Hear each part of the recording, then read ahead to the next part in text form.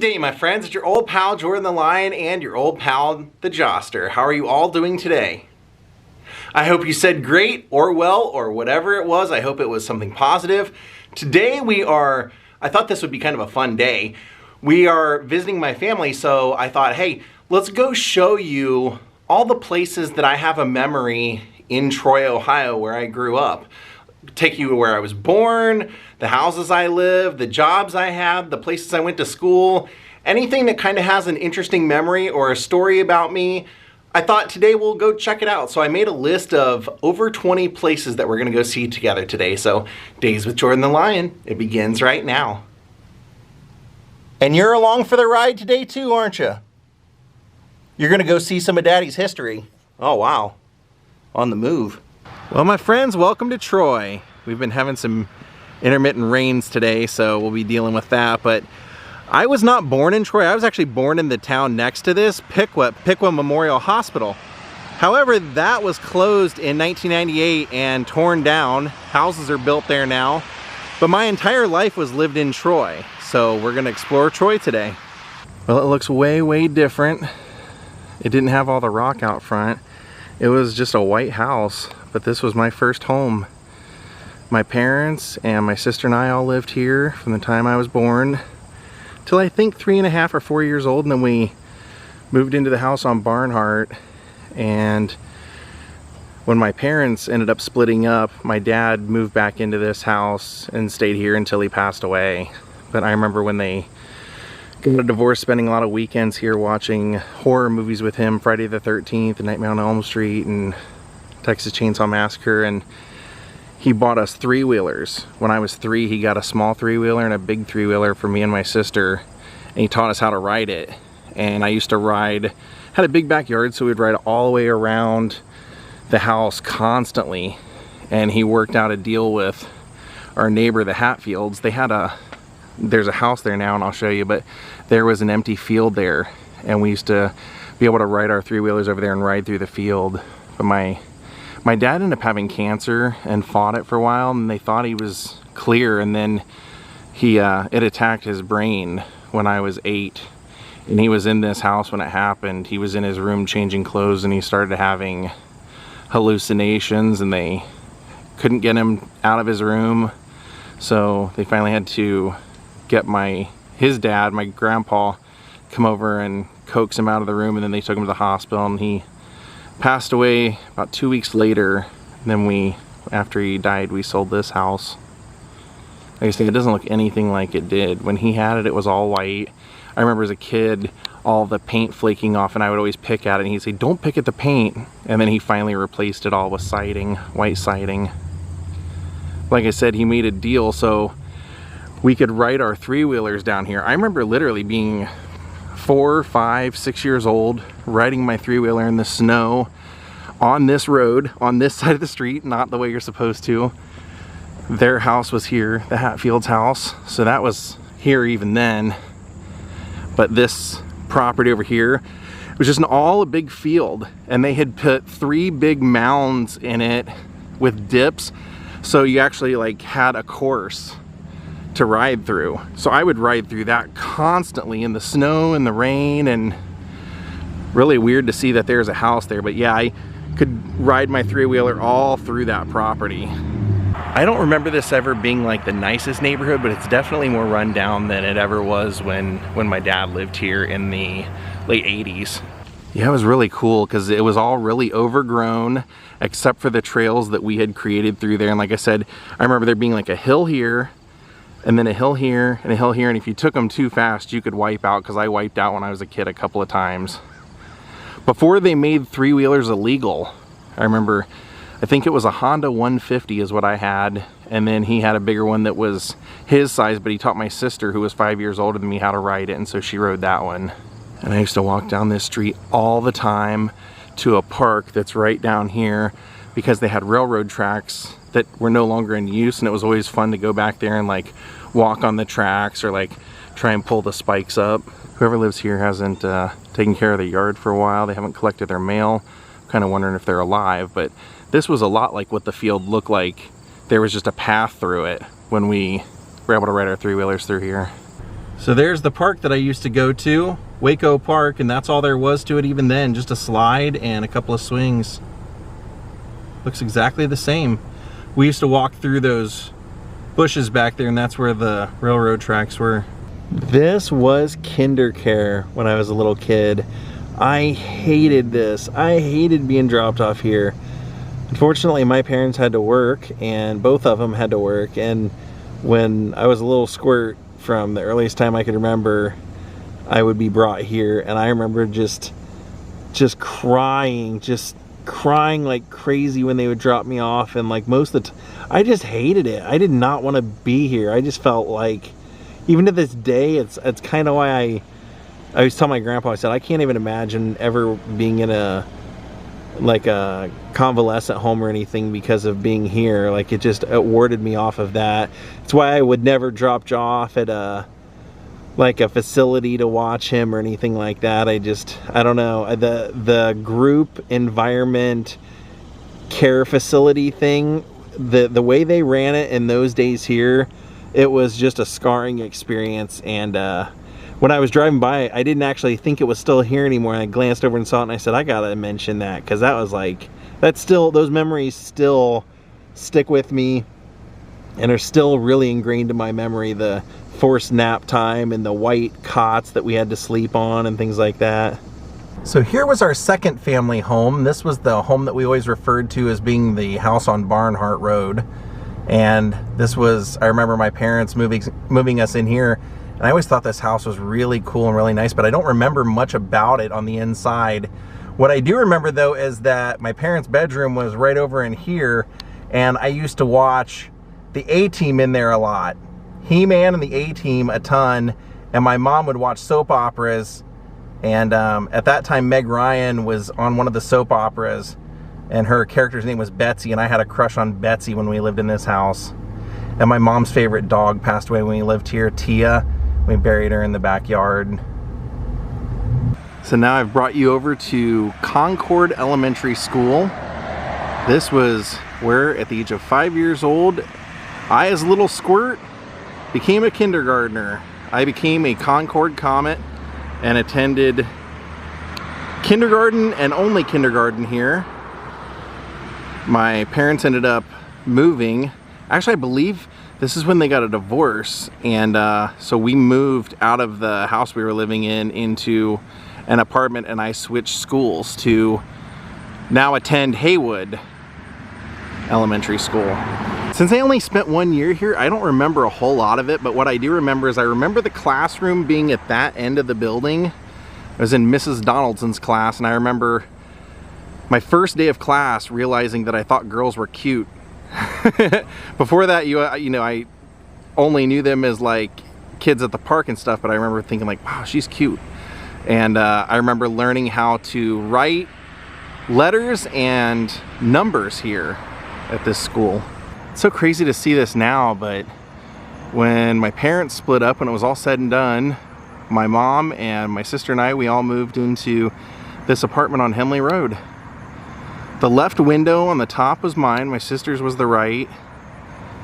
And I remember riding my bike around this neighborhood constantly. I mean, I did it every day, all day when I wasn't in school. I remember waking up to go to school, and right inside that doorway in there, watching the Three Stooges and Banana Man while I waited for the bus. And the bus would always pick me up right where I'm standing, right here on this curb. We lived there for, I think, 3 years. My mom started dating who she married, my stepdad. They've been together ever since. And I remember my grandpa said, make sure you mention those dang water beds you guys had there, because he had to set up the water beds and tear them down and stuff, so he hated that. But when we moved out of here, we said goodbye to the water beds. But I remember my room just being an absolute mess. I was always getting yelled at for just having crap all over the floor and everything. Now I'm the exact opposite. I don't like anything laying around anywhere. So here was my second school. This was Haywood Elementary School. This was where I remember learning the first time, really. I mean, I remember kind of like, you know, kindergarten a little bit, but I remember actually learning things here, because I was here from 1st to 3rd grade, and I remember we moved into the apartment and everything, so we were in a different school district and we had to come here. I remember my grandpa would sometimes pick me up from school if my sister had a softball game or something, and he would always pick me up over here on this side with his old rusted out Chrysler Imperial. I think it was like a 69 Chrysler Imperial, and I would always be so embarrassed because it was rusted out. I didn't want him to pick me up, and I'd always be so ashamed and everything. But when we rolled up here, I kind of had this memory. I remembered when I was in 3rd grade, we had a classroom on the 2nd floor up there, and I remember looking out the window one day, and I must have been, oh gosh, I must have been 8 years old then, looking out the window and looking at this street and seeing cars driving past it. And I remember thinking, they must be going to work. When I get older, what am I gonna do for work? I always remember thinking that. I don't know why that is, but that's such a vivid memory here, being here and just kind of looking out and realizing that someday I would be an adult. I also remember 2nd grade, coming into 2nd grade class one day and our teacher telling us that the Berlin Wall had come down. I thought that was one of my most vivid memories here also. So I went here from 1st to 3rd grade, and then what was kind of interesting was that right across from here they had some ball fields, and when I was in 3rd grade I played in league football here in town, and most of our games were right here. They had 2 other places they would set up games, because I think there was in total 7 or 8 teams, but I remember most of the games were here. They would have one field here, and then back there would be another field, and I played for the Troy Elks. We were blue. That was our team color, blue and white. I only played 1 year. I just didn't really enjoy it that much. I mean, I enjoyed it while I was playing it, but it just wasn't what I was interested in. I was really more into baseball and music. I loved to sing. I remember while I was here in 3rd grade, up in that building, we had to do something one time where it was like, what do you want to be when you grow up? And I remember writing down on the paper that I wanted to either be the Ultimate Warrior or Axl Rose. I was an independent kid, even as a kid, and I remember I would sometimes purposely miss the bus so that I could walk home, because it was only about a 20-minute walk home, but definitely not something a 6 or 7-year-old should have been doing at those days. But I just loved it. It was straight up here, and then to the right was our apartment. All right, now we are over at the Troy Bowl, the Troy Bowling Alley, and the reason we're here is because when I was a kid, my mom was cool enough to, I think for 3 or 4 seasons, enroll me in bowling. And I was in a bowling league as a kid. I think I was 6, 7, 8 years old right around then. Then I just kind of, I'd done it enough. I think I was kind of over it, but it was every Saturday morning, come and we would bowl 2 full games on a team. And one of my favorite things about this place, other than the amazing cheese sticks that you could order at the concession stand, was that they had an arcade in here that had Bad Dudes, and I could go in there and pump like $1 worth of quarters and play 4 games of Bad Dudes when I was done bowling for the day. So it's kind of cool to see the Troy Bowl still here. And when my dad passed away, we ended up having his viewing here at this funeral home. It's the first time that I had ever been to anything like that. I fell into a depression for a couple of months after that. That was a tough thing to cope with. Plus there was a whole lot of craziness between the family and everything, and yeah, so it was weird. It was a whole weird thing, but this was where I saw my dad lying in his casket the first time. So this is actually someone's home now, but it was a church for my entire life growing up. It was my dad's church that he ran. He was the pastor here. My dad did not have a real close relationship with them, so he refused to go here on a weekly basis. I remember he brought us here for like Christmas one time, and I said, hey Dad, how come we don't come here all the time? And like people were speaking in tongues and stuff during the service. He goes, because everybody here is crazy. So he would never come here on a consistent basis or anything like that, but after he passed away, his parents decided to have his funeral here. So this is where we all said goodbye to him. I was 8 years old, 1990, and I remember everyone crying and then them lowering the lid and sealing up the lid and carrying him out to the hearse where they took him for his burial. So I'll show you where his grave is. So this headstone right here was my father's.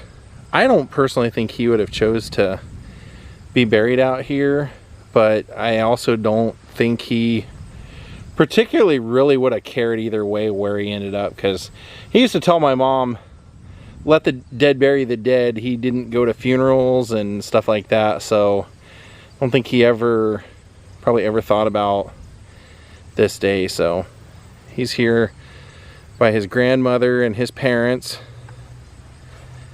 And man, that was tough. Growing up with not having him, we were so much alike is the thing. My dad and I were so similar. That's probably why we got along so well. It was rough. I just did not see it coming. None of us really, I mean, at the very end we saw it coming, but he seemed fine. And then, like I said, just all of a sudden one day, he started to have hallucinations, and they found out that the cancer had come back and was attacking his brain, and he passed away younger than I am. See, he was born in 51 and passed away in 1990. Still in his 30s. Now, when my mom married my stepdad, we moved into this neighborhood.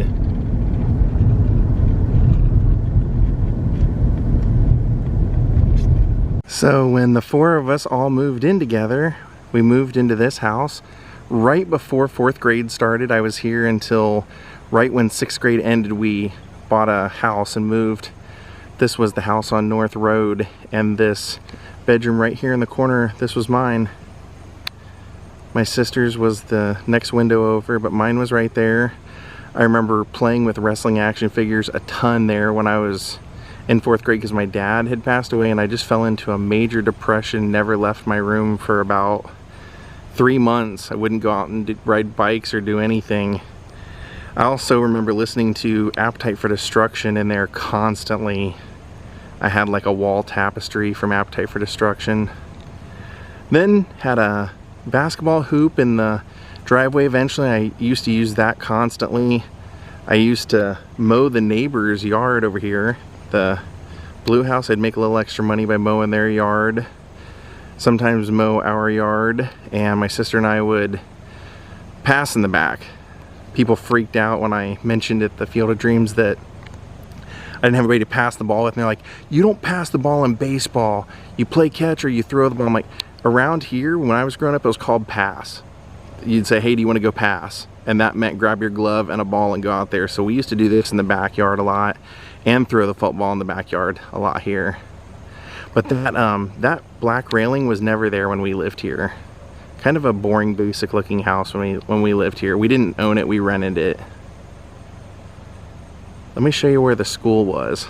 And actually in this house, I remember watching the OJ chase on TV. That's another very, very vivid memory that I had here. So from leaving our house, the school was, I just had to walk 2 blocks up this way, and then I would turn right and walk 3 blocks, and the school was right there. So we just made that turn, and the school was right up here to the left. That brick building right there. Thomas E. Hook Elementary School.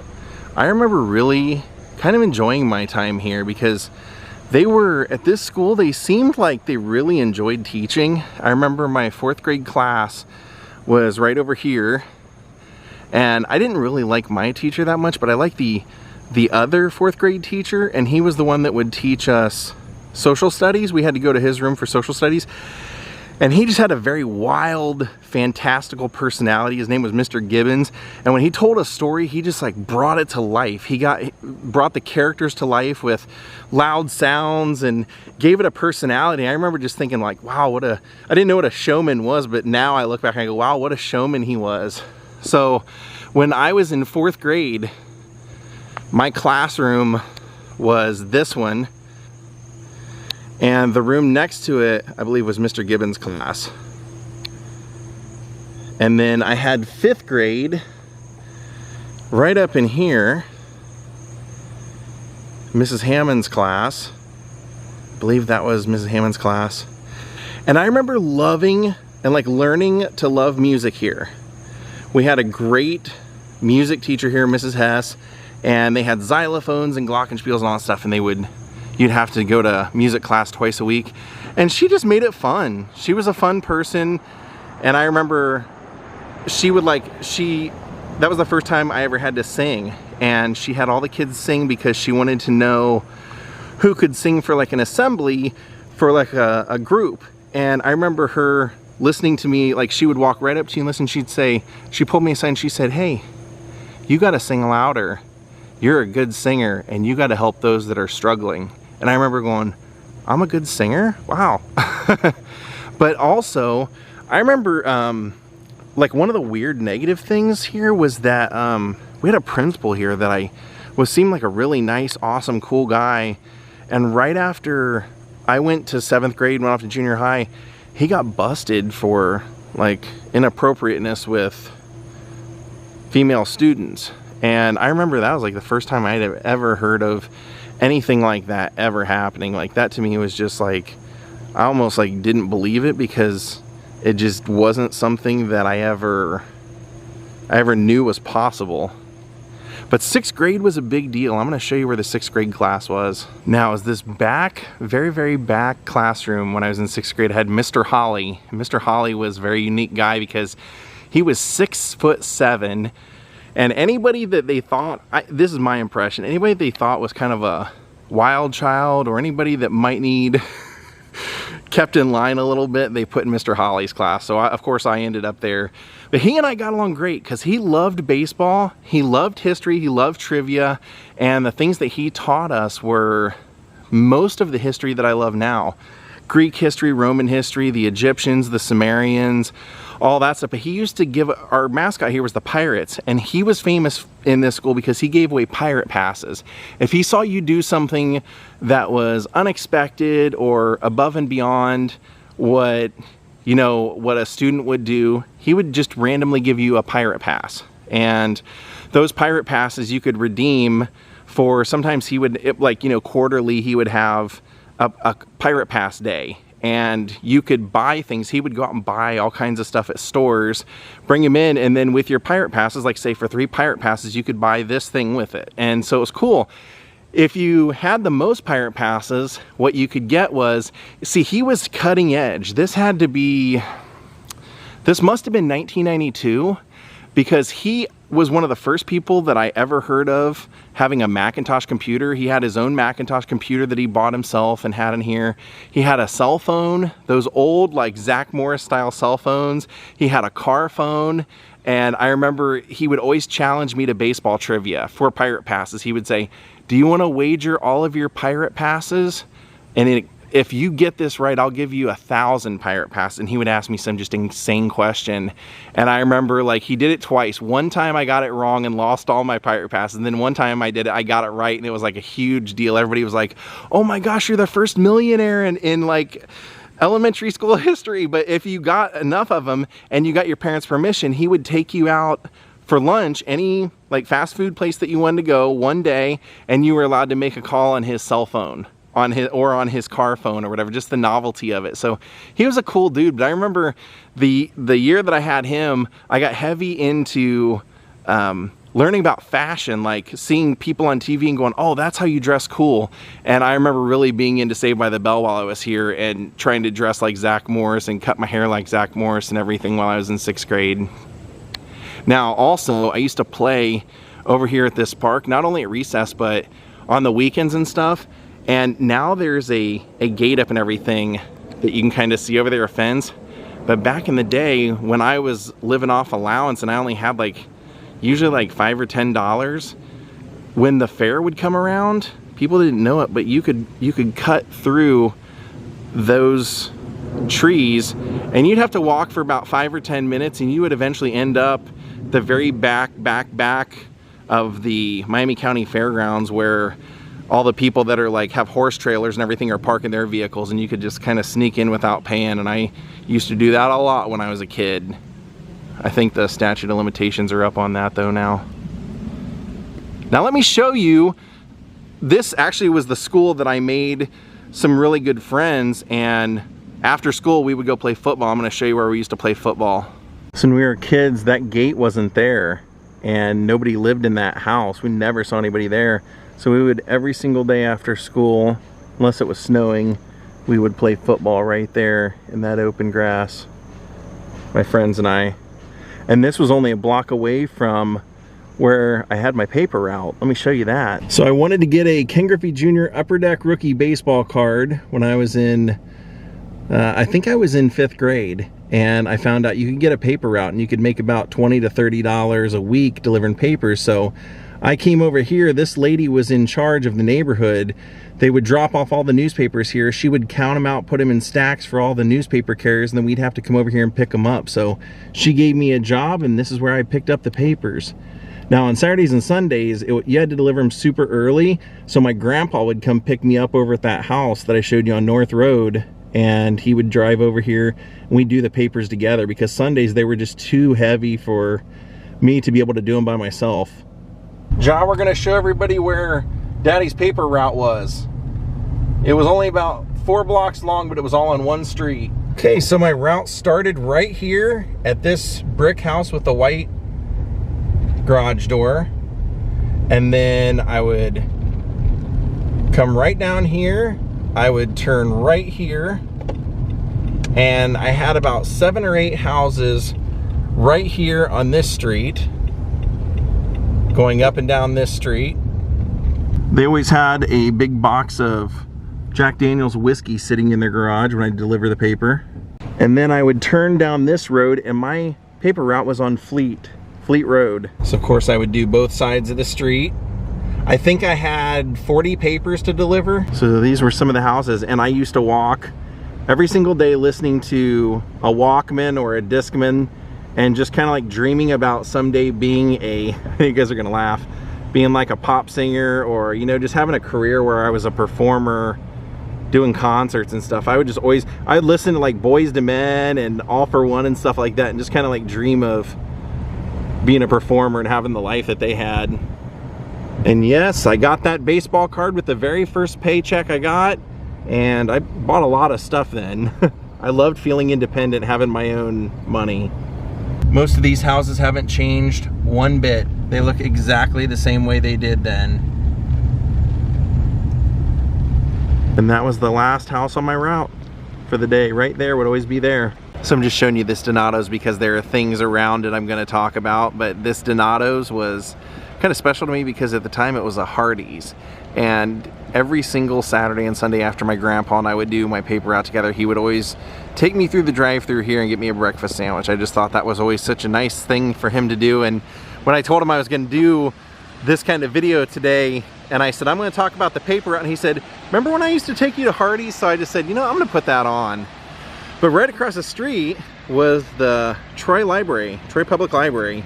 And that was a big deal to me because that's where I could, in the early days of not buying CDs, I could go borrow CDs there, and that's where I discovered Buddy Holly. Became a Buddy Holly fan after seeing the Buddy Holly story. I would borrow their CD and listen to it constantly. And then right across the corner from the library was Hobart Brothers, and it actually used to extend all the way down there. It was huge, and it left town, but that's where my mom worked the entire time I was growing up, and my stepdad worked there as well, and that's where they met. But now the business has left town and everything, and they bulldozed most of what was once Hobart Brothers, and all that's left is just that corner office there, that corner building. And then right next to the library was the Hainer Cultural Center, and that's where my mom got remarried, right here. Now this was a big deal because this is where a lot of really great weddings have taken place. People in town always have weddings here at the Hayner Center. And it was the first wedding I had ever been to, and I was a part of it. I had to wear a tux for the first time, and I was a part of the wedding party, and they actually had their ceremony in there. And then, gosh, probably 20 years later, my best friend Adam and his bride-to-be got married here, and I came back for a wedding there. So I've been to 2 weddings here at the Hayner Center. Well, all right, you fine people, there is more to my story. We only went up till about the age of 9 or 10 years old. But I know how people's attention span is, and anything over about 20 or 30 minutes people kind of zone out on. So we're going to make it a second video. Hope you enjoyed what you've seen from my hometown of Troy, Ohio today. But come back for the next video. We'll pick up where we left off. You'll get to see where my jobs were, the rest of my schools, various places that I had memories, and how I got into quite a bit of trouble my senior year in town. Hope you enjoyed this vlog. If you're new here, please hit the like button, please subscribe, please ring the bell for notifications, and from me and the Icon Sting, have a great night and goodbye.